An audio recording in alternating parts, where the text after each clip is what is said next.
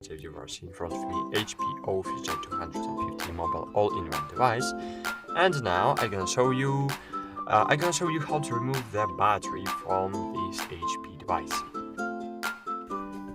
To do it, firstly you need to power off your printer. So if one of these lamps are lighting, it means that your printer is enabled or in the sleep mode, so you need to disable it. To power it off, just open it and click on the power button to shut down your device.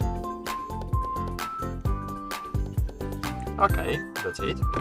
Then close the cover of your printer and reverse your printer right now. And here on the back part of your printer you will have this green button. You just need to press on it, so maybe not press, but push it, and then just remove the battery place. So we need to rotate our printer on this side, and as you can see here we have this part of the printer. I don't know why we need it, but here on the battery we have pins. As you can see, we have pins entrances, and here we have these gold pins.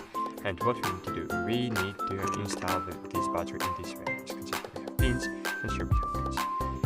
So we need to make it in this way to enter in entrances into pins, and then just press on the battery until you will hear the click sound. So just hear it again,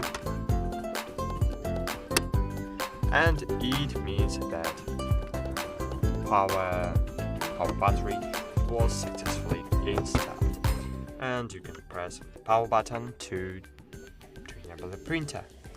That's it. Thanks for watching. Like this video, subscribe to our channel, and bye. See you.